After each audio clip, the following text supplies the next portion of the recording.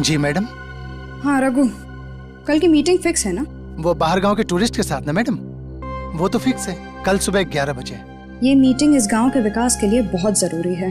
जी madam. ठीक है, ये फाइल अभी के अभी कलेक्टर ऑफिस भिजवा दो। जी मैडम। मैडम 10 बज चुके हैं और अभी तक आपने खाना भी नहीं खाया है। मैं कुछ मंगवाऊं आपके लिए? नहीं, मैं घर जाके ही खा लूंगी। अच्छा सर, वॉचमैन को बुलाओ। बिल्कुल। किशोर,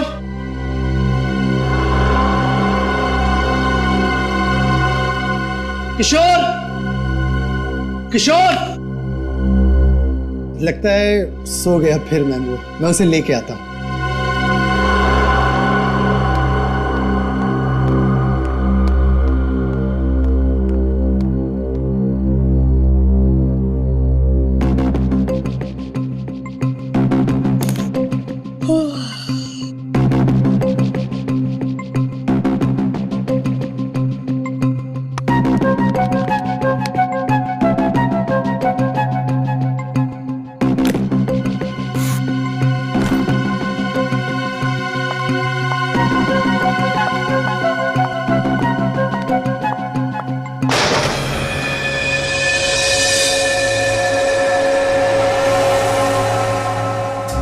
ये कैसी आवाज थी?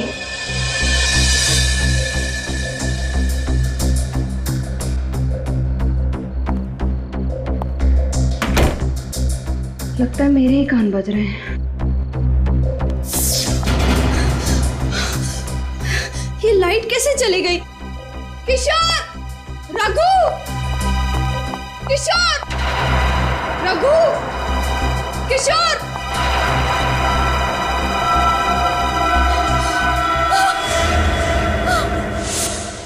कौन है वहां पे? सामने क्यों नहीं आते? देखो, सामने आ जाओ, वरना तुम्हें ये मजाक बहुत भारी पड़ेगा। बचाओ! किशोर! रघु! बचाओ! क्या हुआ मैडम? मैं हूँ किशोर। मैं तुम्हें कब से आवाज दे रही हूँ, तुम्हें सुनाई नहीं दे रहा क्या? अरे मैडम माफ करना, नींद आ रही थी इसलिए चाय पीने चला गया। लेकिन आप क्यों डर रही हो? क्या हुआ? यहाँ कोई है। कौन है? अभी मैंने एक बहुत ही भयानक परछाई देखी। भयानक परछाई? बहुत ही बड़ी परछाई। कहाँ पर थी? वहाँ?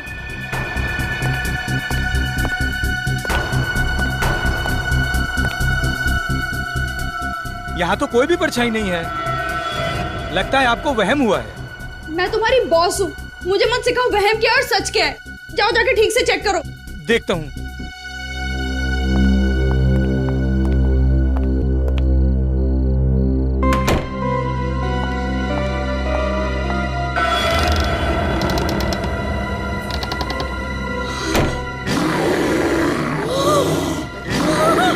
बॉस मत आना। बॉस मत आना। बचाओ! बचाओ! अरे चलना यार, क्या कर रही है तू? चल चल।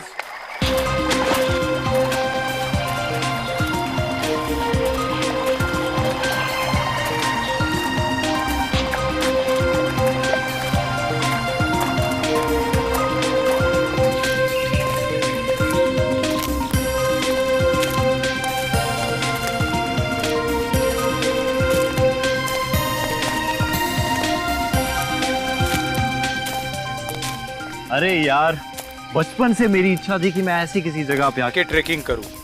आज जाके चांस मिलाए गई। शुक्र मनाओ कि वक्त पे इच्छा पूरी हो गई तुम्हारी। नहीं तो अगर हड्डियां कमजोर हो जाती ना, तो फिर पोतों पोतियों के साथ यहाँ आते और इच्छा ही रह जाती तुम्हारी। अरे यार सही है। What a beautiful। ये धूप है, जल्दी आओ, जल्दी आओ। ओह माय गॉड, अरे ये क्या है? लाश। लाश? क्या करें अब क्या करें? एक काम करते हैं, छोड़ो इसको, यहाँ से निकलते हैं जल्दी। हाँ निकलते हैं यहाँ से। नहीं ऐसे नहीं जा सकते, सीआईडी को फोन करना पड़ेगा।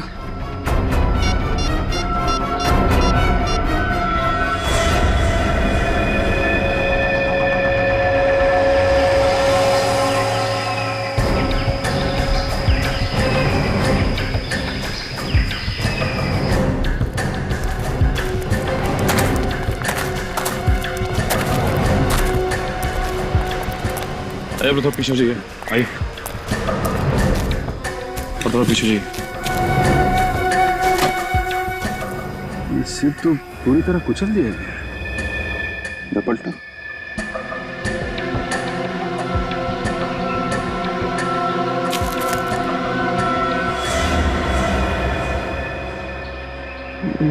देखा, जगह जगह काटने के निशान है। सर इस तरह तो कोई जंगली जानवर ही मार सकता है। हाँ सर, इस निशान को देख के भी यही लगता है कि इसे किसी जानवर ने मारा है, इंसान ने नहीं। ये निशान काफी बड़ा और अजीब सा है। साइज में तो हाथी के पैरों से भी बड़ा है। हाँ सर, जिस तरह से इस आदमी का सर पिचका हुआ है, देखकर तो ऐसे ही लगता है कि उस जानवर के पैर के नीचे आ गया होगा। अब इसकी मौत पैर के नीचे आने से हुई है या किसी और वजह से, ये तो ये निशान बताएंगे। निकल सर।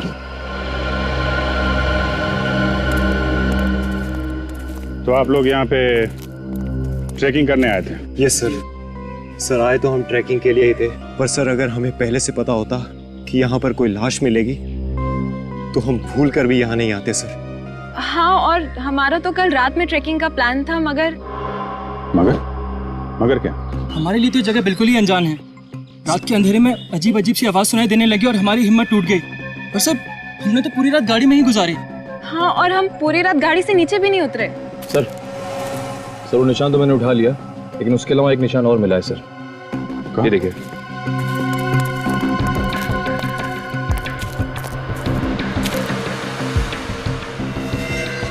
ये खूनी जानवर हमारे लिए रास्ता बनाता हुआ भी गया है। चलो देखते हैं। सर आपको क्या लगता है, ये निशान किसी जंगली जानवर के हो सकते हैं? अब जानवर है या जानवर की एक्टिंग करने वाला कोई इंसान, ये तो पता चल ही जाएगा। ये क्या?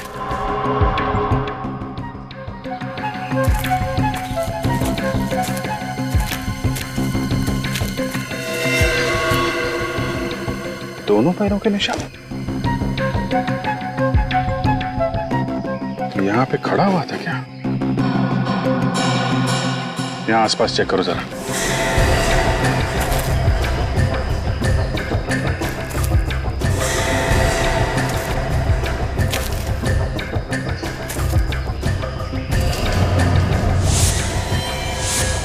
Oh my God.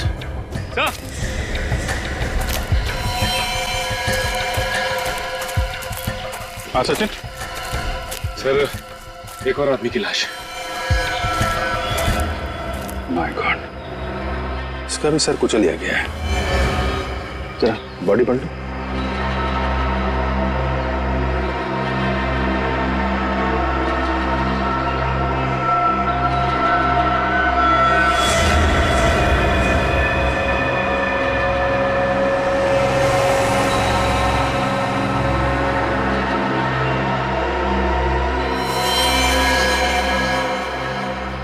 मारने का तरीका वही है, वही पिचका हुआ सर और वही काटने का निशान। और सर इसकी जेब से भी कुछ नहीं मिला। कहीं ये दोनों खून लूट के इरादे से तो नहीं किए गए? हो सकता है। खूनी तक पहुंचने के लिए इन लोगों की पहचान होनी बहुत जरूरी है। जरा मिसिंग पर्सन ब्यूरो से पता करो, किसी ने इनके गायब होने की रिपोर्ट लिखवाई है क्या?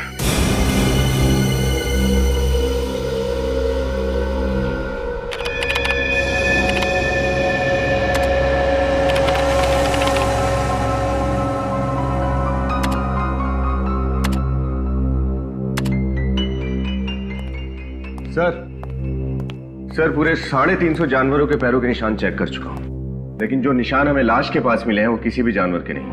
ये क्या चक्कर है? जानवर के भी निशान नहीं है, आदमी के भी नहीं है। मैं कुछ बोलूं? नहीं, बिल्कुल नहीं। मुंह मत खोलना तुम फ्रेडी। अरे एक बार सुन तो लीजिए सर।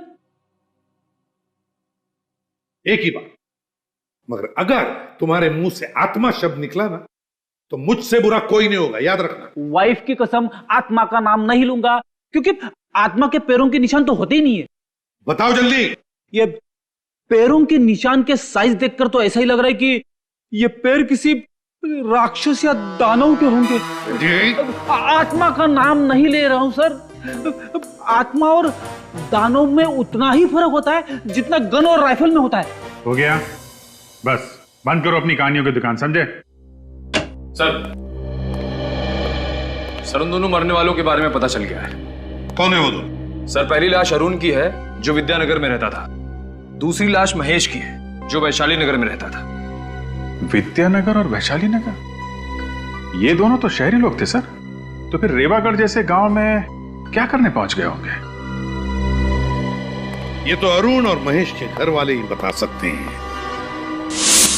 मुझे अब तक यकीन नहीं हो रहा कि अरुण अब कभी वापस नहीं आएंगे। प्लीज संभालिए अपने आप को। हम वादा करते हैं कि आपके पति के खूनी को जल्द से जल्द पकड़ लेंगे। मम्मी, पापा वापस आ गए? नहीं बेटा, वो अभी नहीं आए। अब आप ही बताइए, क्या जवाब दूं मैं इस मासूम को जब ये हर पल अपने पापा को याद करेगी, पूछेगी कि वो कब आएंगे। हम आपकी तकलीफ समझ सकते हैं, लेकिन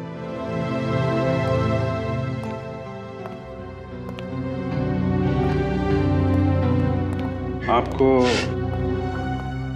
किसी पे शक है? कौन कर सकता है? अरुण का तो कोई दुश्मन भी नहीं था। अच्छा, आप ये बता सकती हैं कि अरुण रीवागढ़ किसी खास काम से गए थे क्या? जी, वो अक्सर वहां जाया करते थे, पर वहां जाने की वजह कभी नहीं बताई उन्होंने। अक्सर जाते थे? जी हाँ, महीने में एक चक्कर तो लग ही जाया करता था उनका। तो आपने कभी पूछा नहीं कि क्यों जा रहे हैं रेवागढ़ में? जी, पूछने की कोशिश की, पर जब भी पूछा तो उनके चेहरे पे एक परेशानी सी नजर आती थी। बोलते थे कि वक्त आने पे वो सब कुछ बता देंगे। आखिर ऐसी क्या बात हो सकती है जो अरुण आपसे ये सब छुपा रहे थे? पता नहीं सर, पर वो जब भी जाते थे तो अपनी कुछ जरूरी कागजात और फाइल्स वगैरह लेकर जाते थे। फाइल्स वगैरह लेके जाते थे? कुछ ऑफिस का काम था क्या रेवागढ़ में? नहीं सर, अरुण की तो कपड़ों की दुकान है। रेवागढ़ में उनका क्या काम? अच्छा, इस बार जब वो रेवागढ़ गए थे तो ये फाइल्स और कागज साथ में लेके गए? जी हाँ सर, लेकिन अरुण की लाश के पास से तो हमें ना ही कोई फाइल्स मिली ना ही कोई कागजात।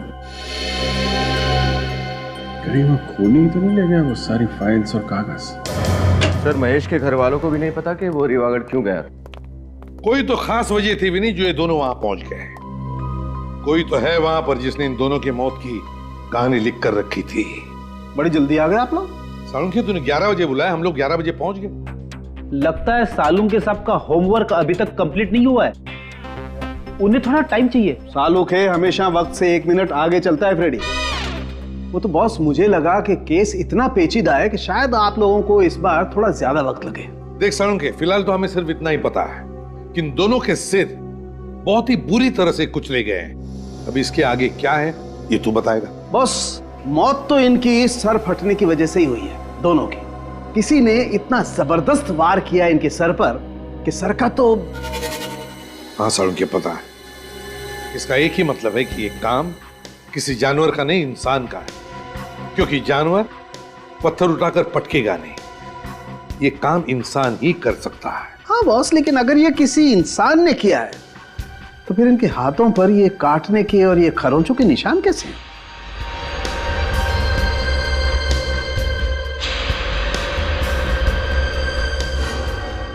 सर, ये काटने के निशान इंसान के दांतों के? नहीं विनीत, आदमी के दांतों के निशान इतने बड़े नहीं होते। सालुंखे, जख्मों के अंदर देखता, शायद थूक के ट्रेसेस मिलते, पता चल जाता कि ये काम किसने किया है, इंसान ने या जानवर ने। वो सब कुछ हम कर चुके हैं बॉस। तो फिर क्या पता चला? उससे जो पता चला है उससे तो लगता है कि ये काम ना तो किसी आदमी का है ना किसी जानवर का है। ये खून किसी पेड़ ने किया है। पेड़ ने। क्या? पेड़ ने? ये कैसे हो सकता है सर? क्योंकि इस जख्म में से हमें ये मिला है। ये किसी थूके जख्मों में इतनी गाढ़ी थूक? ये थूक नहीं है फ्रेडी, ये गोंद है बॉस, गोंद। क्या कहा? कौन? हाँ सर, वो वाली गम जो पेड़ के तने से निकाली जाती है। पेड़ के तने से? इन दोनों के जख्मों में?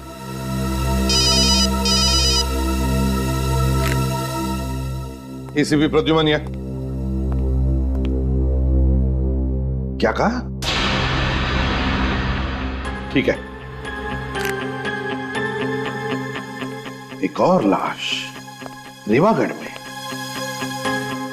आखिर ये खूनी है कौन, जो इंसान भी है, जानवर भी है और पेड़ भी?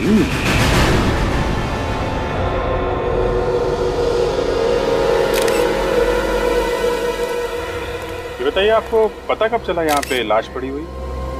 सर, यहाँ से मैं अपने घर की तरफ जा रहा था, तभी अचानक मेरी नजर इस लाश पर पड़ी, और जब मैंने लाश को पलट कर देखा तो मेरे तो होश ही उड़ गए। बहुत उम्मीद थी सोनाली जी से साहब कि वो हमारे गांव को शहर से भी आगे लेकर के जाएंगे, मगर हमारे सपनों पर पानी फिर गया साहब। कितना टाइम हुआ था सोनाली जी को यहाँ की तहसीलदार बने हुए? सर, यही करीब कोई 2 महीने हुए हैं, लेकिन इन 2 महीनों में उन्होंने गांव के विकास के लिए इतना कुछ कर दिया जितना कि हमारे गांव के लिए आज तक बड़े बड़े लोग भी नहीं कर पाए।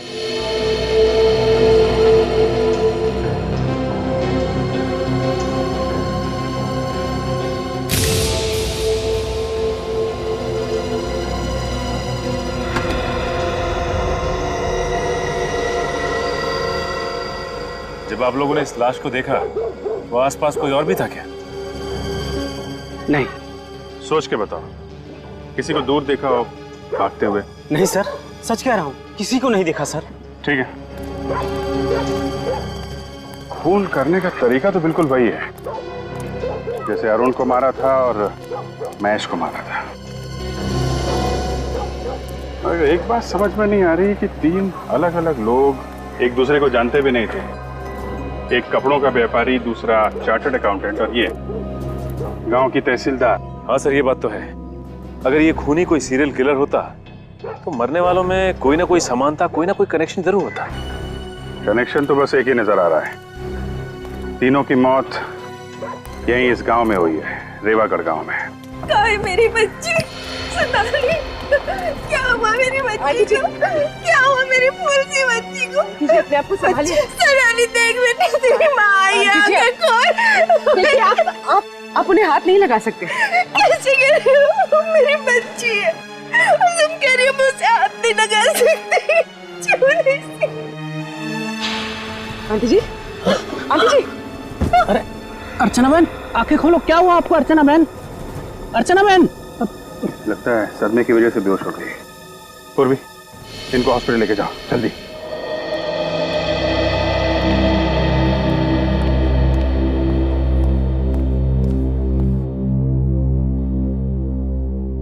दोबारा बीपी चेक करने से पहले फिर से दवा देना और प्रेशर चेक करके मुझे रिपोर्ट करना। डॉक्टर साहब, अब तबीयत कैसी है इनकी? बेटी की मौत के सदमे की वजह से थोड़ा ब्लड प्रेशर लो हो गया था, अभी ठीक है। बात कर सकते हैं इनसे? हाँ हाँ जरूर। प्लीज। आंटी कैसी हैं? जिस बदनसीब औरत से उसकी जवान बेटी रातों रात छिन जाए, वो कैसी हो सकती है? आप पे क्या बीत रही है हम लोग समझ सकते हैं, मगर जिस माँ से वो औलाद छिन जाए जिसे उसने जन्म दिया है, पाला है, पोसा है, उसका दर्द तो सिर्फ एक माँ ही समझ सकती है। सोनाली बिटिया को जिसने भी मारा होगा ना, उसको नरक में भी जगह नहीं मिलेगी। आप जी, मैं ये हरीश भैया है। मेरे पति रवि की मौत के बाद इन्होंने ये सोनाली को बाप से बढ़कर प्यार किया है। रवि मेरे बचपन का दोस्त था साहब। आप लोगों को किसी पे शक है? किसका काम हो सकता है ये?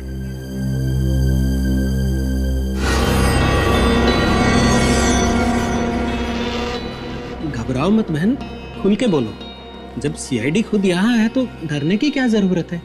घबराइए मत, बताइए हमें किसने खून किया सोनाली का?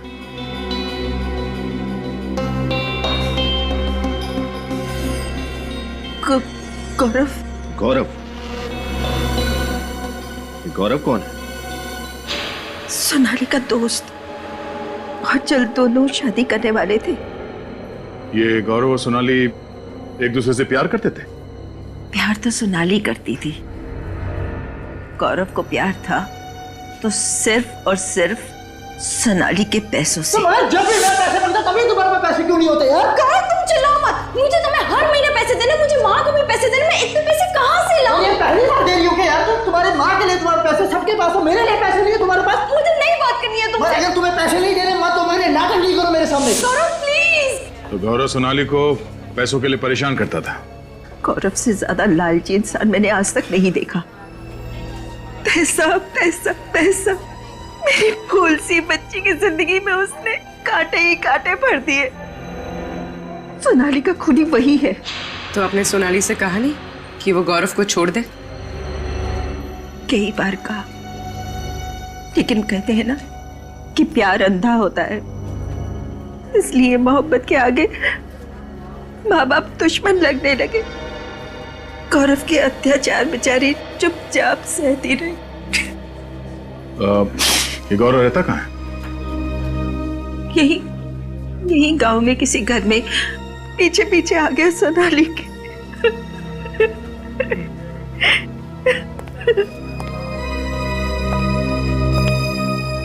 इस गौरव को ढूंढना पड़ेगा।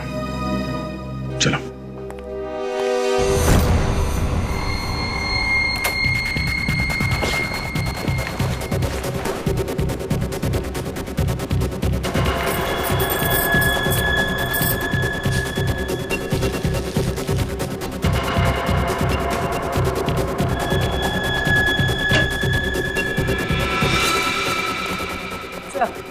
ये गौरव का घर। ये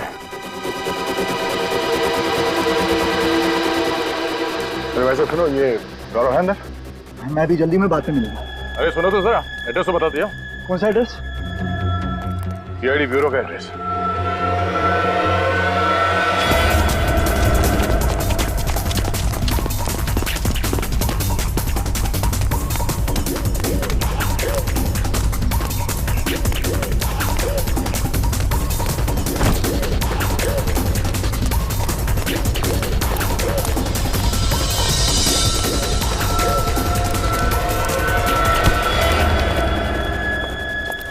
क्यों मारा सोनाली को?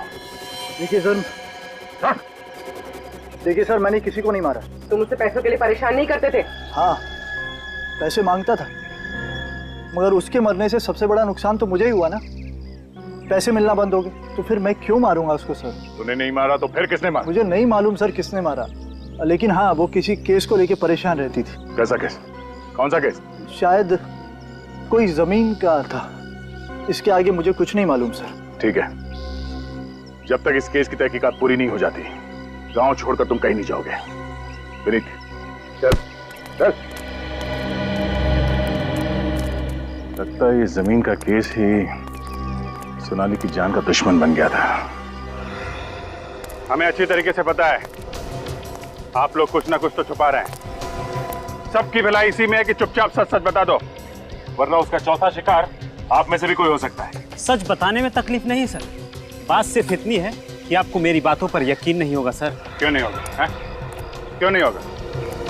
बताओ, बात क्या है? सर, ये खून इंसान ने नहीं किया है, दानव ने किया है। दानव ने। क्या? दानव? ये कैसी बात कर रहे हैं आप? देखा सर, मैंने कहा था ना आपको मेरी बातों पर विश्वास नहीं होगा। जैसा मानव होता है वैसा ही दानव होता है, और सच तो ये है कि वही दानव एक एक करके अपनी खून की प्यास बुझा रहा है सर। तुम लोगों ने देखा है उसे? हाँ साहब, देखा है। बहुत ही विशाल है वो। उसका रंग अमावस की रात की तरह एकदम काला है। हाथी जैसे बड़े बड़े पैर है उसके, और जब वो चलता है लगता है जैसे धरती पर भूकंप आ जाएगा। कब देखा है? वो सिर्फ रातों में ही नजर आता है। अच्छा, मतलब रेवागढ़ में एक रात गुजारनी पड़ेगी। सोनाली मैम बहुत ही अच्छे स्वभाव की महिला थी। वो हमेशा ईमानदारी और मेहनत की सीख दिया करती थी। आप उनके सेक्रेटरी थे, तो फिर तो आपसे काफी कुछ बातें शेयर करती होंगी वो? नहीं सर, उनका अभी कुछ ही दिन पहले यहाँ तबादला हुआ था, तो हमेशा काम की ही बातें होती थी। अच्छा, पिछले कुछ दिनों में उनका बर्ताव कैसा था? किसी बात को लेकर परेशान थी? हाँ सर, किसी बात को लेकर चिंतित तो थी मैडम। खाना वगैरह भी टाइम पे नहीं खाते। क्या परेशानी थी, कुछ पता है? शायद वो किसी केस को लेकर के मैडम। केस की वजह से? क्या ये केस किसी जमीन से संबंधित थे? सर मुझे ये बात तो ठीक से पता नहीं, लेकिन हमेशा मैंने उनके मुंह से केस सुना है और वो खुद से ही बातें करती थी। खुद से बातें करती थी? क्या बोलती थी वो? वो बोलती थी सर कि किसी भी हालत में ये केस जितना जल्दी हो सके निपटाना बहुत जरूरी है। सोनाली का कैबिन कहाँ है? इधर है सर, लेकिन आप इधर से है सर।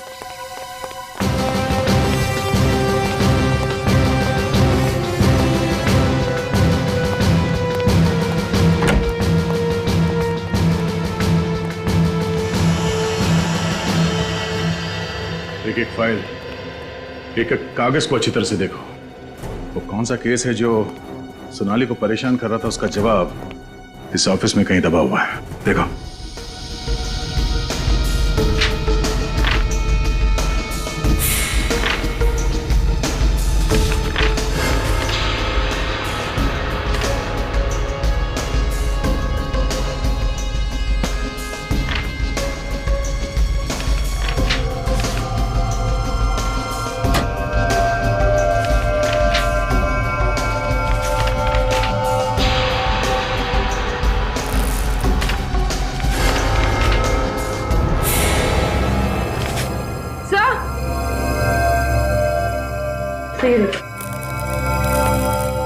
सर चले हुए पेपर्स।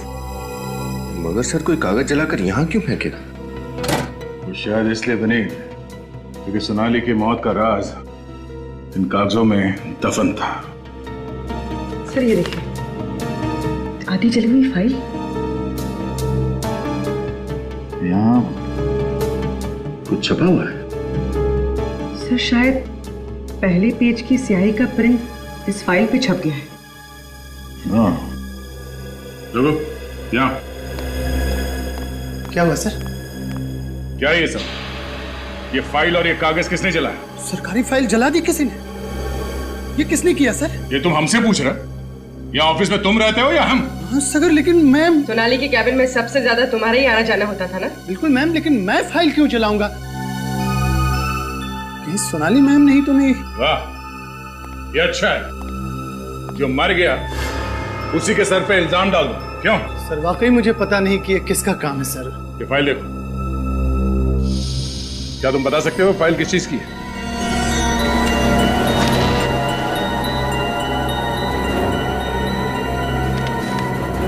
नहीं सर, इस फाइल की तो धज्जियां उड़ चुकी है, कुछ भी बता पाना मुश्किल है सर। अच्छा, सोनाली के अलावा इस ऑफिस में कोई और भी आता जाता था? नहीं सर, कोई और तो आता नहीं था सर यहाँ।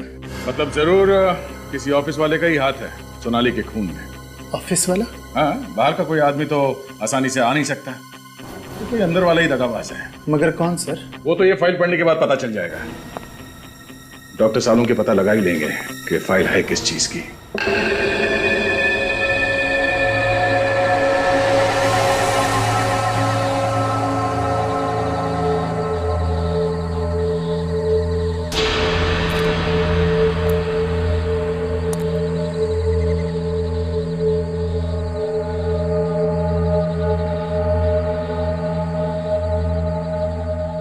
निखिल, कुछ दिखाई दिया क्या? नहीं सर, अब तक तो नहीं दिखा, शायद आने वाला होगा। ठीक है निखिल। श्रेया, तुम दोनों बिल्कुल अलर्ट रहना, कभी भी आ सकता है वो।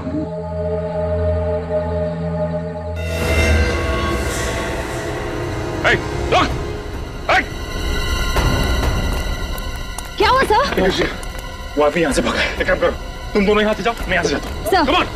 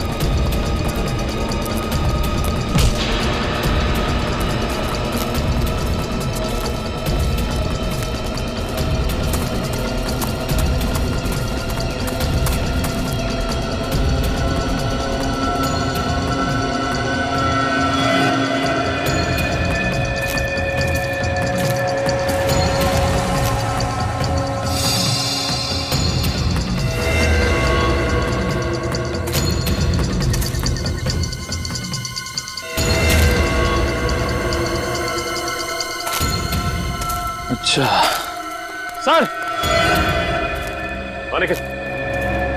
क्या हुआ? सर वो तो हाथ नहीं लगा, लेकिन ये तोहफा हमारे लिए छोड़ गया। तो ये है उस खूनी के कॉस्ट्यूम का फटा हुआ टुकड़ा। सर इस पर तो खून भी लगा हुआ है। हाँ सर, भागते वक्त पेड़ से टकरा गया था, उसके दाहिने कंधे पे चोट भी लगी है और एक कपड़ा उसी वक्त फटा है सर। तो अब ये फटा हुआ कॉस्ट्यूम का टुकड़ा उसे फांसी के फंदे तक ले जाएगा। सालूके साहब, कोई ऐसा ना हो कि जो थोड़े बहुत शब्द बचे इस फाइल में वो भी उड़ जाए। 1 मिनट चुपचाप खड़े रहो और जो कर रहा हूं देखते जाओ।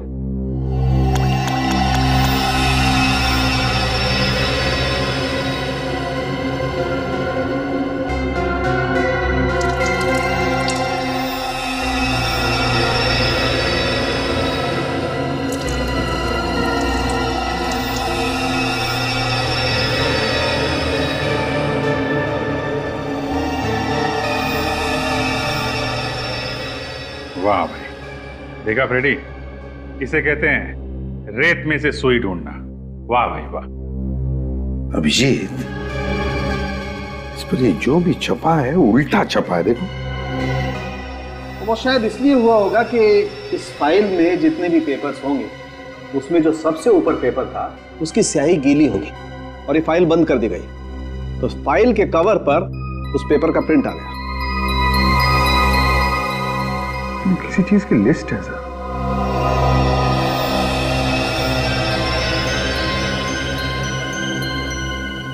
तारिका, जरा मिरर लाना था।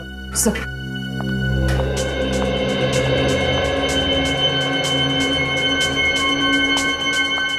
यहां पकड़।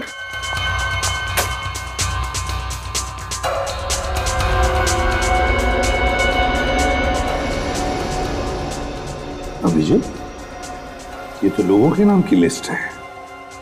हाँ सर, अरुण, महेश, जगदीश, बाबू, सतीश, रवि, सर और भी नाम है लेकिन वो समझ में नहीं आ रहे। अरुण महेश, अभिजीत, अरुण महेश तो वही है ना जिनका बहुत ही बुरी तरह से सिर कुचल कर मारा है कोनी ने। सोनाली जिस केस से परेशान थी, लगता है ये दोनों का संबंध उस केस से है। तो हो सकता है सर बाकी लोगों के नाम जो लिस्ट में हैं उनकी जान को भी खतरा हो। हाँ, उनके सेल फोन नंबर है ना हमारे पास, बुला लो इन सब। Yes sir. सर खूनी हमारे हाथ में आते रह गया सर। कोई बात नहीं, बहुत जल्दी वो हमारे मुट्ठी में होगा। सर फिलहाल उसके कॉस्ट्यूम का टुकड़ा मिला है सर, जो भागते वक्त झाड़ी में फंस गया था सर। इस पे खून भी लगा हुआ है। तो ये पहनकर डरा रहा था वो लोगों को, लेकिन हमें नहीं डरा पाएगा वो। भाग कर जाएगा कहां? सर हम जानते हैं ये खून कौन कर रहा है। आप जानते हैं कौन है वो? राजेश। राजेश है? कौन है राजेश? 1 नंबर का फ्रॉड ये है सर। सर गांव की एक जमीन है जो कि सरकारी प्लॉट है, उसने ये जमीन धोखे से पूरे 9 लोगों को बेच दी है। क्या एक सरकारी जमीन को 9 अलग अलग लोगों को बेच दिया? हाँ सर, और उनमें से हम 4 लोग आपके सामने खड़े हैं। तो क्या ये महेश और अरुण भी? वो भी बेचारे उस 420 के चक्कर में फंस गए। आधी कीमत पे जमीन बेची उसने और शर्त ये रखी किसी को भी भनक नहीं लगनी चाहिए। लेकिन आप लोग एक दूसरे से कभी ना कभी तो मिले होंगे ना? वही तो उसका खेल था सर। उसने कहा था जमीन का पोजीशन 2 साल बाद मिलेगा, और इन 2 सालों में उसने 9 पार्टियों को जमीन बेच दी, और इस बात को हमें खबर तक नहीं लगी कि हमारे साथ कितना बड़ा धोखा हो रहा है। तो इस बात की खबर आपको लगी कब? यही कोई 1.5 महीने पहले सर। ये केस हम लोग लेकर सोनाली जी के पास गए थे, जो कि तहसीलदार हैं, ताकि हमारे पूरे पैसे वापस मिल जाए। सोनाली जी का तो खून हो गया सर। इस सब के पीछे वही राजेश ही है, उसको मत छोड़ना सर। ये राजेश रहता कहाँ है, आप लोगों को मालूम है? सर उसका एड्रेस वगैरह सब नकली था, मुझे लगता है उसका नाम भी नकली है। ठीक है, तुम लोग जा सकते हो। जी सर, आपने इनको जाने दिया sir? 1 minute Freddie, 1 minute. Nikhil sir, तुमने बताया था ना कि दानव के दाएं हाथ पर चोट लगी है पेड़ को टकराने से जब वो भाग रहा था। हाँ सर। अभिजीत, इस राजेश की असलियत का पता चल गया है। समझ लो राजेश मिल ही गया। चलिए सब लोग यहाँ लाइन लगा के खड़े हो जाइए। चलिए जल्दी आइए, जल्दी आइए। सर सब लोग आगे भी नहीं? किसी भी घर का कोई पीछे नहीं रहा ना? नहीं सर, एक एक घर अच्छी तरह से चेक किया है। 30 से 40 साल के सारे लोग यहाँ हैं। पर बात क्या है एसीपी साहब, ये मेला क्यों लगा रहे हैं आप लोग यहाँ? वो इसलिए जमींदार साहब क्योंकि वो खूनी इसी मेले के भीड़ में हमें मिलेगा। खूनी गांव में से ही कोई है? हाँ जमींदार साहब, ये खूनी इसी आप ही के गांव का कोई है, समझे? आप ही के गांव का। लेकिन वो कौन है इस बात का कैसे पता लगेगा आप लोगों को? खूनी कौन है इस बात का पता लगाने का इलाज भी हमारे पास है। दया बोलो।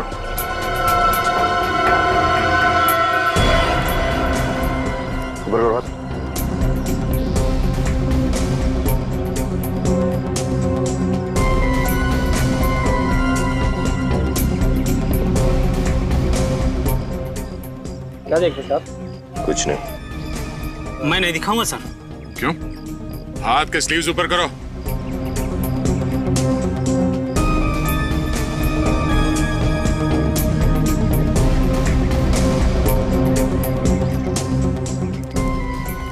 बोलो।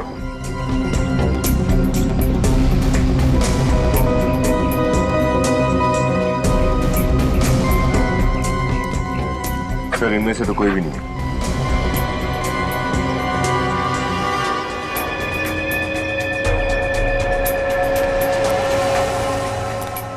अपनी स्लीव से खोल। आप मुझे भी चेक करेंगे साहब? क्यों? तुम कोई स्पेशल हो?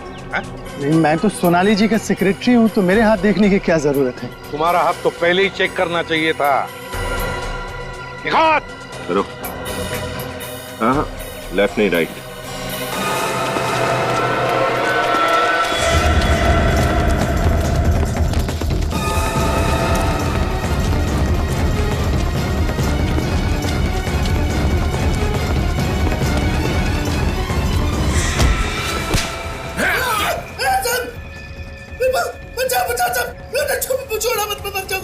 बुरे काम का बुरा नतीजा। मुझे बहुत डर लगता है साहब। अच्छा, अब पता चला जब इंसान से मौत सिर्फ 10 सेकंड दूर होती है तो कितना डर लगता है। हा?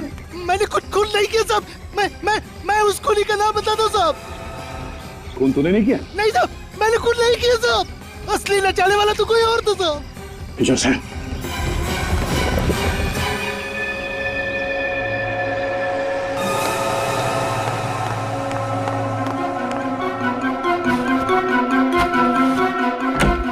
अरे हरीश जी, बोरिया बिस्तरा बांधकर कहाँ भागने की तैयारी हो रही है? भागने की तैयारी नहीं, वो घर बिखरा हुआ था, सोचा सामान समेट लेता हूँ। अच्छी आदत है, बहुत अच्छी आदत है। हमें भी आदत है साफ सफाई करने की। आप जैसे लोगों को जेल भेज के समाज की साफ सफाई करने की। हरीश जी,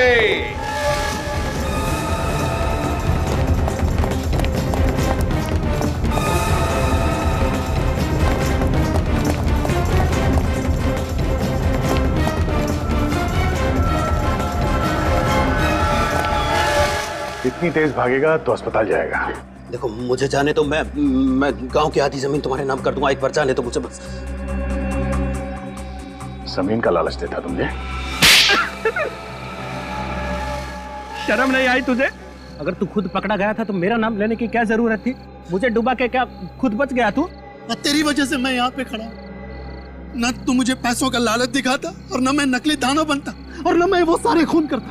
अच्छा, तुम हो वो दानव जो लोगों के दिल में डर पैदा कर रहे थे? हाँ साहब, पहले मैं उनके सर पर पत्थर मारकर उनकी जान ले लेता था, फिर मैं उसका सर जमीन में गाड़ कर उसके ऊपर दानव के पांव का निशान बनाता था।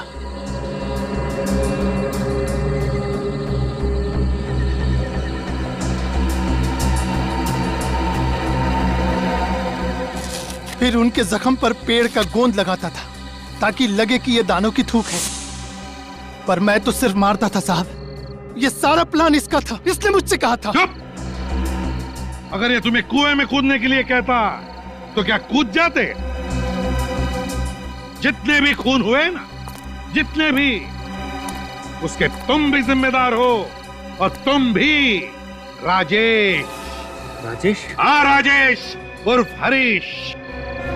9 लोगों को तुमने फंसाकर उन्हें एक ही जमीन बेची और फिर एक एक करके उन 9 लोगों को खत्म करना शुरू कर दिया इस दानव के जरिए।